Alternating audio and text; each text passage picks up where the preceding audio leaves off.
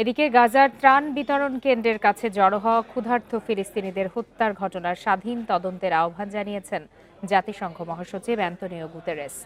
সেই সঙ্গে উপত্যকাটিতে অবিলম্বে স্থায়ী যুদ্ধবিরতিরও আহ্বান জানান তিনি। সোমবার এক বিবৃতিতে তিনি বলেন, ইসরায়েলি সেনাদের গুলিতে গাজায় ত্রাণের জন্য অপেক্ষমান ফিলিস্তিনিদের হত্যার ঘটনায় মর্মাহত জাতিসংঘ। এই ঈদে জামা জুতো অ্যাক্সেসরিজের ডিসকাউন্ট। খাবারের জন্য ফিলিস্তিনিরা তাদের জীবন ঝুঁকিতে ফেলছে, এটি অগ্রহণযোগ্য। অবিলম্বে এই ঘটনার নিরপেক্ষ তদন্ত করে অপরাধীদের জবাবদিহির আওতায় আনতে আহ্বান জানান তিনি। আন্তর্জাতিক মানবিক আইনের অধীনে গাজায় ত্রাণ সহায়তা অবাধ প্রবেশে ইসরায়েলের সম্মত হওয়ার বাধ্যবাধকতা রয়েছে বলেও জানান জাতিসংঘ মহাসচিব।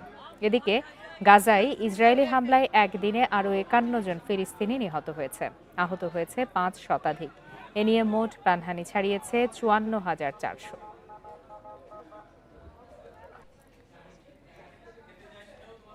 Their immediate and unconditional release, including has a clear obligation under international humanitarian law. The Secretary General